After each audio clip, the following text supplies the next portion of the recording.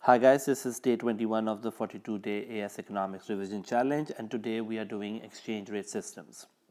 Before we talk about exchange rate systems, I want to talk about exchange rate. So what is exchange rate? Well, it's the value of one currency expressed in the form of another currency. That is, let's say £1 is equal to $2. So when I say £1 is equal to $2, £1 is equal to $2, I mean to say that pound is expressed in terms of dollar. There are three kinds of exchanges systems that are out there. One is what we call free floating exchange rate. The free floating exchange rate regime or system is basically where the market forces demand and supply will determine the exchange rate of the country. The second one we'll want to talk about is what we call fixed exchange rate system. This is an exchange rate where the government actively tries to fix the exchange rate at a particular value, and we'll talk about the pros and cons of this as well. The third one is what we call managed float. In this case, it's a mixture of your fixed and floating, where the government does intervene only if the movement or only if the value of the exchange rate is excessive. So free floating is the first thing we want to discuss. So what is free floating exchange rate? Well, we say that free floating exchange rate is an exchange rate where the market forces of demand and supply are determining the value of the exchange rate. So where demand and supply becomes equal, we get the market sort of exchange rate. So let's assume that we are looking at UK market and UK demand and supply for pounds. So the value of the pound will be determined in a free floating exchange rate if UK has a free floating exchange rate through the market forces of demand and supply. So what exactly is the demand for pounds? Let me write this: demand for pounds. We say this, that the pound is demanded whenever their foreign residents, let's say US consumers, want to undertake transactions in the UK. So let me write this, that it is pound is demanded when foreign residents, and let's assume the foreign residents we're looking at is only US, like US consumers are undertaking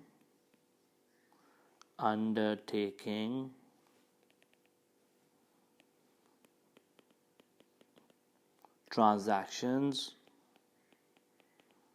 in the UK. So whenever they're undertaking transactions in the UK, they will need what we call UK pounds to undertake those transactions. So demand for pounds in the foreign exchange market comes from when foreigners are wanting to undertake transactions, like for example buying exports, let's say for example traveling to the UK, let's say investing in the UK. All of those are reasons why pound will be demanded in the foreign exchange market. And we say the demand for pounds, let me write this, demand for pounds is downward sloping. Let me explain that why. But before I talk about that, I want to talk about what do we have on the x and the y axis of the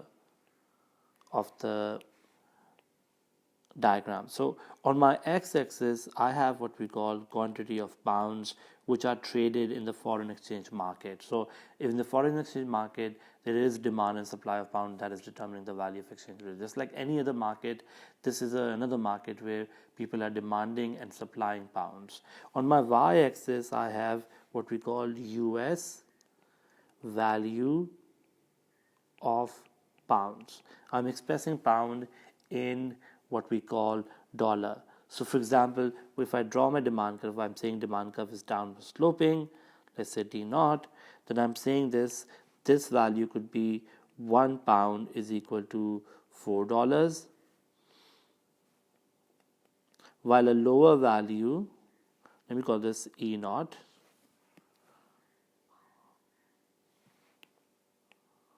E naught is like £1 is equal to $4, but let's say a lower value, like for example E1 will be £1 is equal to, let's say, $2.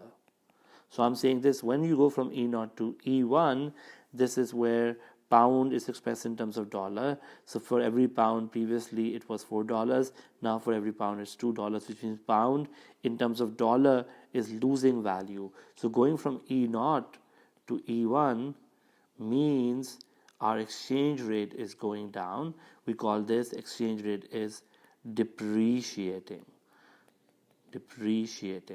Now, what is important to see is that when the exchange rate is depreciating, the quantity demanded is going up. So, exchange rate goes down, quantity demanded goes up, and we say demand of pounds is downward sloping. Why? The reason is very simple. When the exchange rate goes down, the exports of a country will become cheaper and imports of the country will become expensive. So PX being price of exports and PM being price of imports, exports become cheaper and imports become expensive. Why does exports become cheaper? Let's look at that. So for example, if I'm an exporter in the UK, for every pound I used to previously, for every pound worth of good I used to get $4. Now for every pound worth of good I only get $2. So basically a US consumer is now only paying $2 for a pound worth of exports. Previously he was paying $4 for a pound worth of exports. So for him exports are becoming cheaper. So when the exports become cheaper, that is an important concept to understand. People will buy, let me write this, US residents or US or foreigners, residents will buy more of UK goods, and that will result in them to basically have more dollars. So the quantity have more pounds. So the quantity of pounds demanded will go up.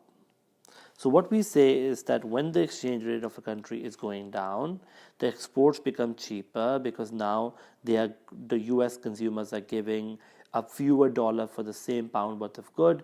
The US residents will buy more of UK goods. Let me write, will buy more of UK goods, and that means the quantity of pounds demanded will go up, explaining why we have a downward sloping demand for pounds.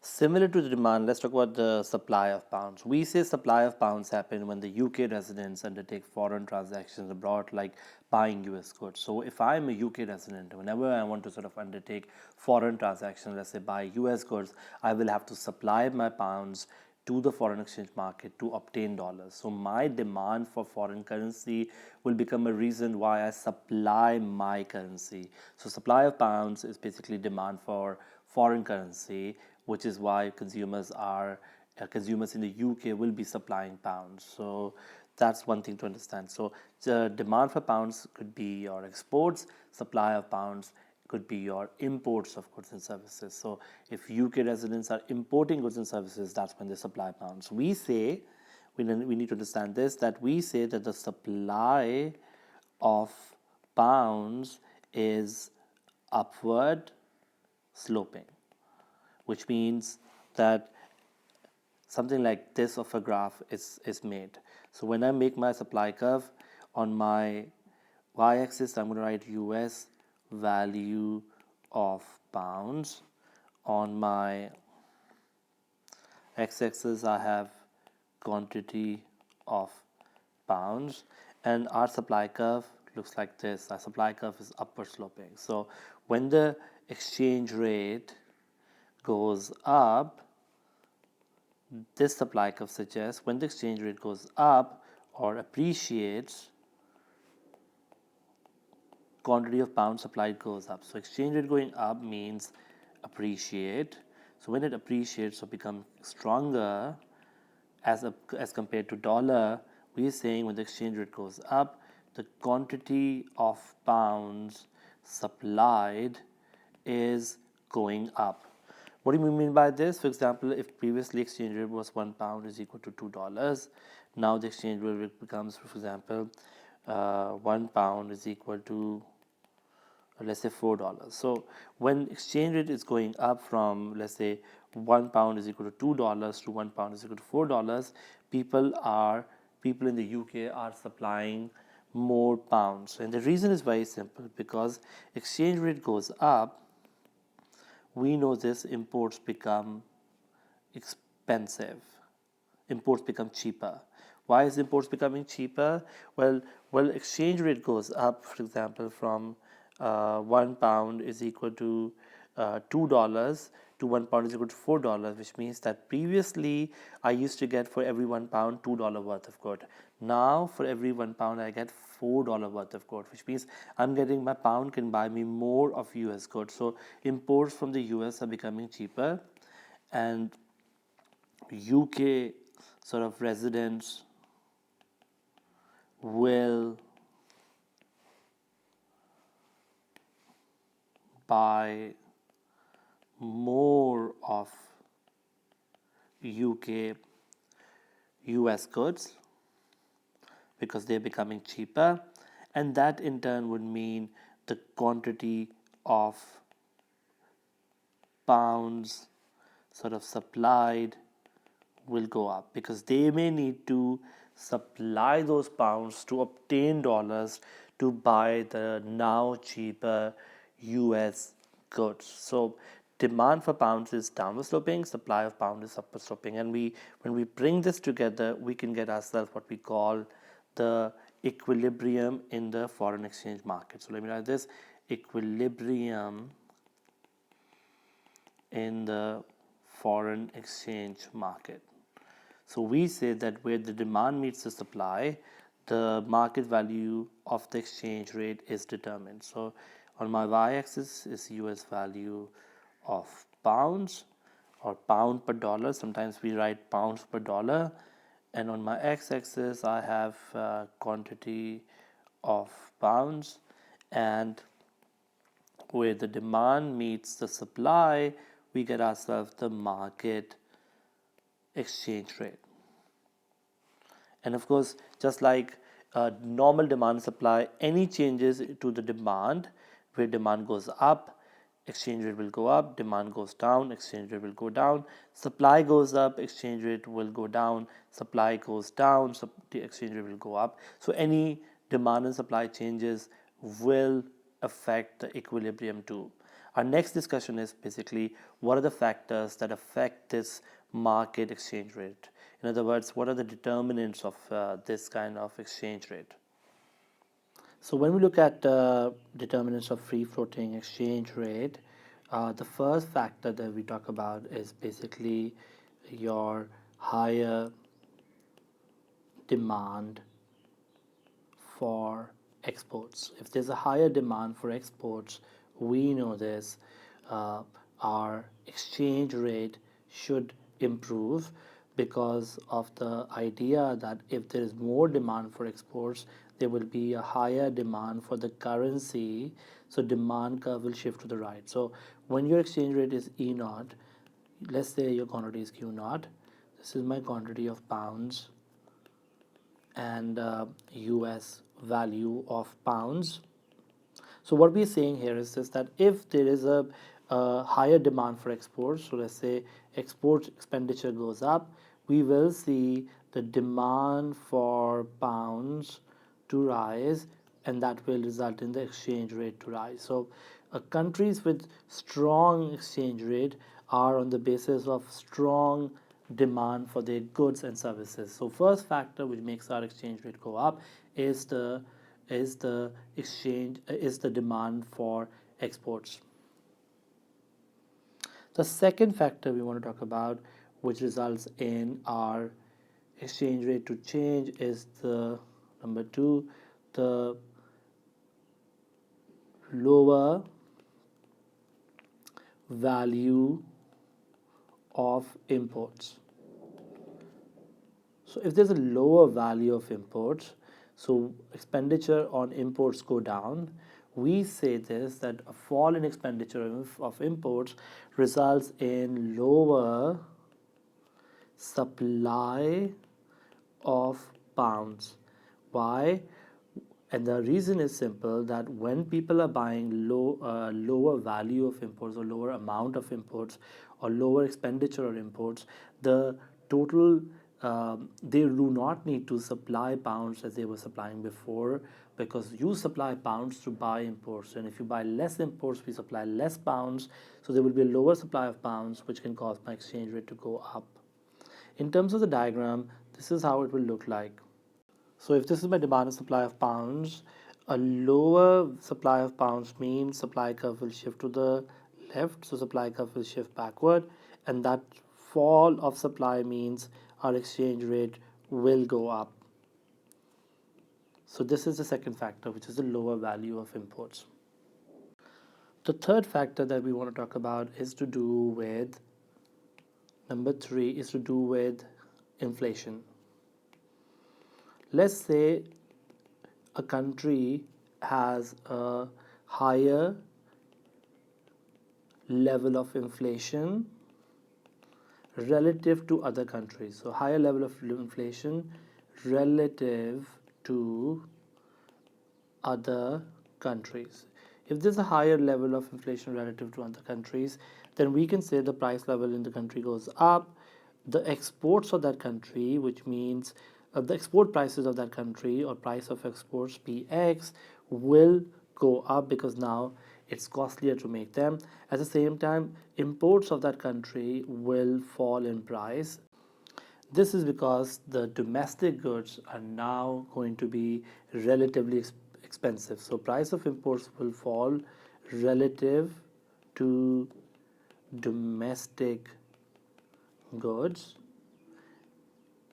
which means imports are becoming cheaper, exports are becoming expensive, our X will fall, export expenditure or revenue will fall, import expenditure will rise. When export expenditure falls, as we learned earlier, that if the export expenditure is going down, then the demand for pounds will fall.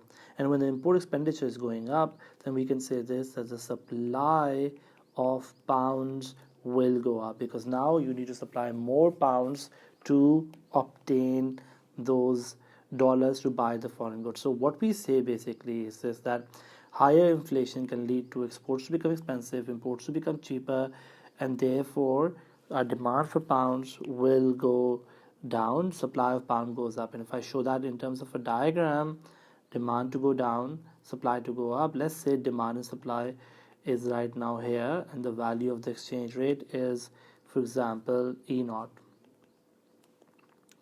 Now, if the demand is going down because now we are buying less, people are buying less of our exports, and supply goes up because now we are buying more imports, ultimate effect of this could be that the exchange rate of the economy goes down. So demand for pounds goes down, supply for pound goes up, and the exchange rate falls in the economy. So inflation can lead to lower exchange rate.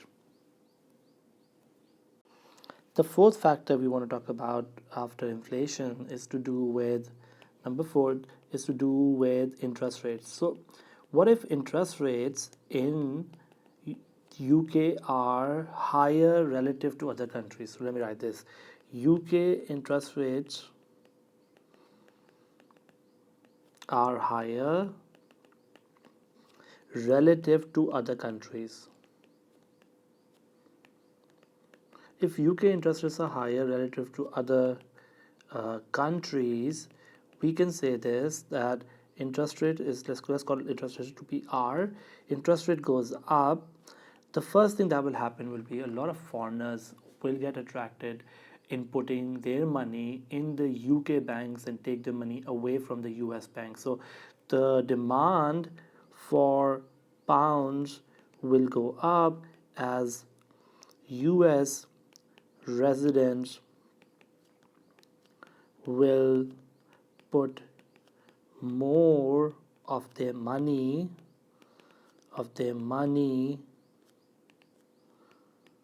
in the UK. So that's one thing that will happen. At the same time, something else will happen, which is an important thing to understand, that our supply of pounds will actually go down. And the reason is this, that if I'm a UK citizen and if I have my money in foreign banks, I realize this, that now the interest rates in my own country, in UK, is high. And if those interest rates are high, I would rather want to put my money away from the US banks and I would want to put them in the UK banks. So the supply of pounds will fall as UK residents bring back their money in the UK banks, and this is called hot money to flow in. What is hot money? We say hot money is your short term monetary movement. It happens because your interest rates are either more attractive than other countries. So, if your country's interest rates are higher than other countries, we attract a lot of this short term monetary sort of movement, which results in basically, so hot money flows in, short term monetary movement happens, which results in basically our exchange rate to become stronger. And why is that so? Let's see that in terms of a diagram. So we are saying this, that when the interest rate go up, if this is my demand and supply of pounds, and let's say right now my exchange rate is E naught, quantity is Q naught. If, for example, a lot of people are putting their money in the UK from abroad, demand for pounds will go up because interest rates are better. At the same time, UK residents are realizing that it's no longer worthwhile to put the money outside UK. They also bring their money back, so supply of pounds go down. So demand goes up, supply goes down, our exchange rate goes up. So if the interest rates in UK are higher than other country, the hot money flows in, which means demand rises, supply falls, and exchange rate becomes stronger. The last factor we want to talk about when it comes to determination of uh, exchange rate, or factors that affect exchange rate, is sometimes speculation also affects uh, exchange rate. So if I'm a speculator, the one thing that I have is speculator always buys low, which means when the price is low he will be buying, and when the price is high he will be selling. So buys low and sells high. So a speculator is somebody who sometimes buy and sell currency in the foreign exchange market with the idea that if the price of the currency is low, then he will buy those currencies only to sell it later when the price is high. So if the speculator, so let's write this, if the speculator believes that the price of pounds will rise in the future. So if he believes the price of the pound will rise in the future, he will be like, you know what, if it will rise in the future, he will buy pounds. And basically the demand for pounds will go up, and that in turn can make the exchange rate to also go up. So the idea goes that speculators, when they believe that the currency will gain value, they may start demanding more of that currency, and that in turn can cause the exchange rate to also go up because the demand of the currency may go up. Our next discussion will be about fixed exchange rate regime. A fixed exchange rate system is a currency system in which the government tries to keep the value of the currency fixed against the value of another currency. So let's say UK government decides to fix the value of the currency against the dollar. So pound, let's say, is kept fixed against the dollar. And then once they decide that, they try to maintain the fixed value of the currency by usually buying and selling of currency. But we'll talk about how the exchange rate is managed. But the idea goes is that the government, or so the central bank of the government, first announces a fixed exchange rate for the currency and then agrees to buy and sell the domestic currency at this value by using foreign reserves. So let's assume that now pound is in a fixed exchange rate regime. So if pound is in a fixed exchange regime, and let's assume E naught is that exchange rate where the government decides to keep it fixed. Now, if I tell you that demand goes up due to some reason, demand rises from D naught to D1. This rise in demand means suddenly you are not at the fixed value which was E naught or at point A. Now the equilibrium is happening at point B. The government needs to do this. The government needs to bring the value, bring the exchange rate back to E naught, which would mean they can do that by basically increasing the supply of pounds. They increase the supply of pounds in the market, and that in turn can result in exchange rate to come back to E naught. So how do we increase supply of pounds? Well, we can increase supply of pounds by buying foreign currency. So let's say the government decides to buy US dollars. So by buying foreign currency in the market, they can do this, that they can increase the supply of pounds, because when you buy foreign currency, you supply pound in return. So supply of pounds goes up, but that also means the foreign reserves will increase in the country. So foreign reserves go up. So let me explain this again. So let's say the government decides to fix the currency at the point E naught, and suddenly if the demand goes up, the currency has to be brought back to E naught. The government does this. The government increases the supply of pounds by buying foreign currency. So in other words, they're demanding foreign currency, and the demand of foreign currency would mean they need to supply more of their currency. So supply of pound goes up, which in turn causes the foreign reserves to build up. So countries that are trying to keep the exchange rate at a particular value and they have a strong demand, they achieve that through buying foreign currency, and therefore they have very strong reserves. The second case we want to discuss is about what if the demand is not going up, but what if the demand is going down? Let's say demand goes down to, let's say, D2. Now, if the demand goes down to D2, you no longer are at value A, you will be at value called, let's call this C. What do you do now in order to make the value come back to this E naught? And the answer is, if you want to make the value come back to E naught, you now need to reduce supply. So we reduce supply from S naught to, for example, S2. Now this reduction in supply from S naught to S2 means the supply is going down, but we come back to this exchange rate and to our E naught again, which means that if the supply falls, we know this, the exchange rate goes up. How do we reduce supply? And the answer is by selling foreign currency.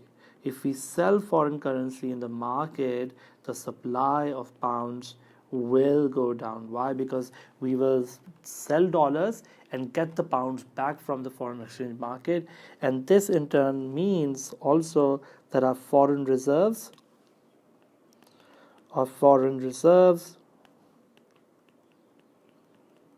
will fall. So we use foreign reserve in a fixed exchange rate regime to manage our exchange rate. So too high a demand means we increase supply by buying foreign currency and therefore building reserves. Too low a demand means we sell foreign currency, which means supply of pounds will fall, but the foreign reserves will also fall. So foreign reserves are one way in a fixed exchange rate regime the government can manage the fixed exchange rate regime. When it comes to managed float, the government allows the currency to operate freely within an upper or lower limit. It will only intervene if the fluctuation in the exchange rate is excessive and results in exchange rate to move beyond the upper or lower limit. So what we mean by this is that government does not operate on a day-to-day basis. They will define an upper limit and they will define a lower limit, and it will only intervene if the movement of the exchange rate is excessive, which means too much, and then only if the exchange rate has gone beyond the limits, the upper and the lower limits. So I want to show this in terms of a diagram. So how do we show the upper and the lower limit, and how does government intervene in this market? So let's make our exchange rate first of all. So let's say this is now pound, which is in a managed float. So this is my US value of pounds. This is our quantity of pounds, and right now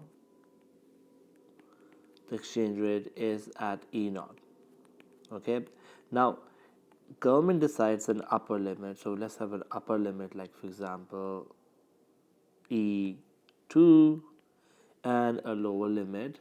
We call this upper limit, and then there is a lower limit, like for example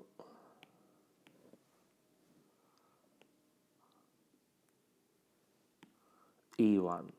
Let's call it lower limit.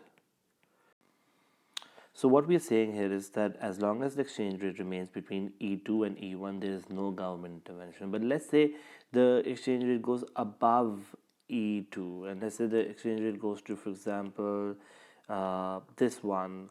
Let's say demand goes up so high that it goes to, let's say, for example, D1. Now you are no longer in the band. In fact, your value is at point B.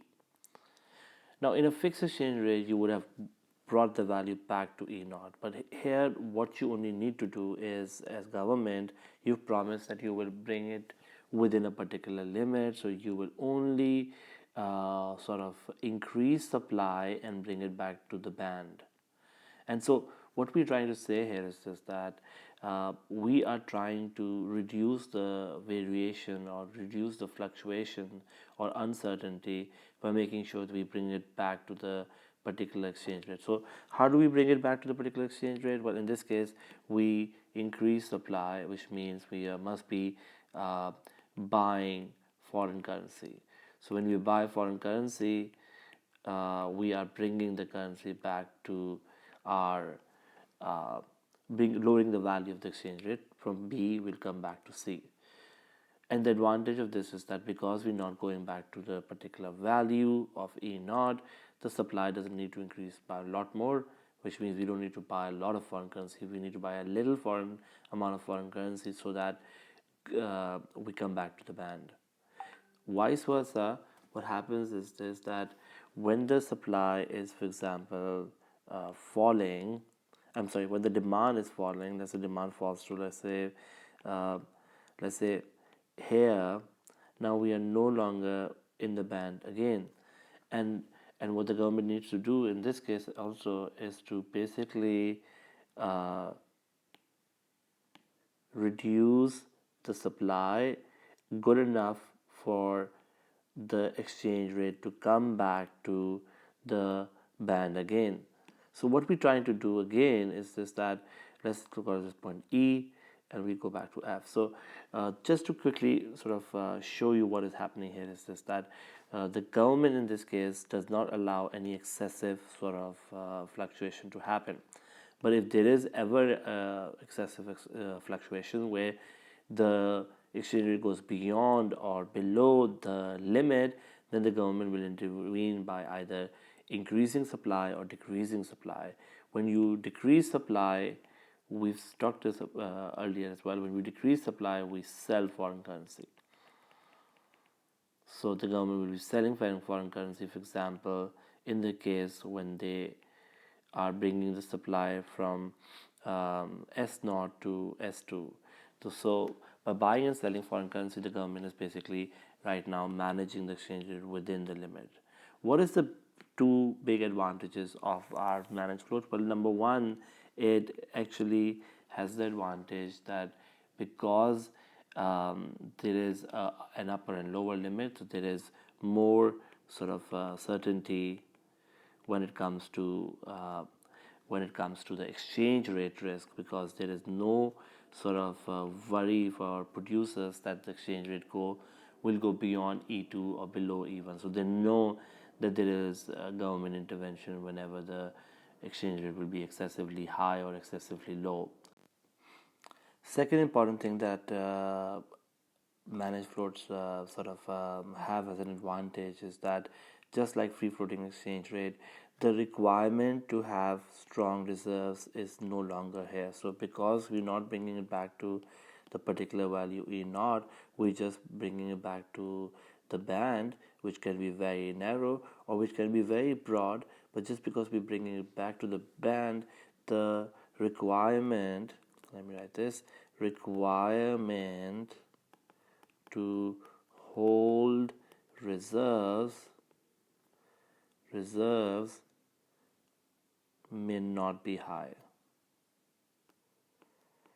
So this becomes another advantage for the managed float because managed float seems to be the best of both worlds. It has a certainty of the fixed exchange rate. At the same time, uh, it has the advantage of not keeping too high reserves for managing the exchange rate. This brings us to the last part of the discussion, which is how does government intervene in the foreign exchange market? So we've been discussing it. The government is intervening by basically using reserves to buy and sell currency. Like how when the supply has to go up, the government is basically buying foreign reserves, and basically that's building up foreign reserves. When the supply needs to go down, the government is selling foreign reserves. And when they buy foreign reserves, of course, we know this, they are bringing the supply up, which means the exchange rate will fall. And similarly, when they are reducing supply, we know this, the exchange rate will go up. So by buying and selling of foreign reserves, we are trying to first of all manage our currency. The second factor that we say the government used to sort of manage the exchange rate is by changing the interest rates. And we've been discussing this earlier as well, that if the interest rate goes up, we notice that the hot money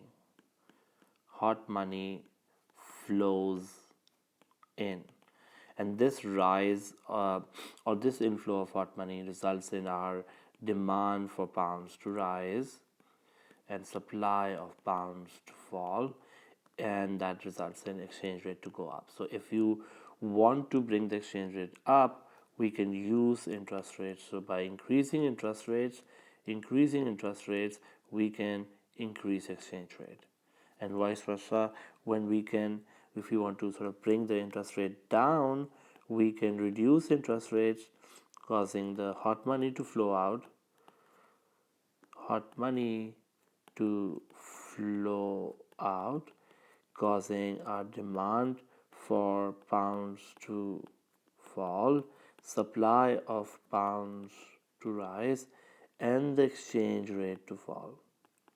So when the interest rate goes up, exchange rate falls. And similarly, when the interest rates go down, exchange rate rises. So using our interest rates, we are managing our exchange rate. So that's the second method the government uses when it wants to manage the exchange rate. The interest rates are a tool to manage the exchange rate.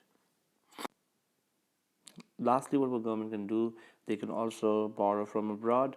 When the government is borrowing from abroad, the foreign currency will come into the currency, which within the country, which can result in basically the government to use that foreign currency to manage their sort of exchange rate. So, for example, if the exchange rate is really low, and the government doesn't have strong foreign reserves, they can borrow money from abroad, let's say from IMF, World Bank, or any other country, which means the foreign reserves will go up, which can then be used to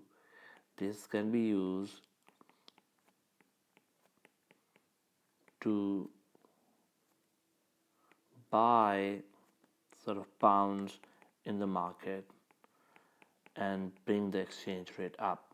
So using borrowing from abroad is another way sometimes government do, which have weak foreign reserves, to manage the exchange rate.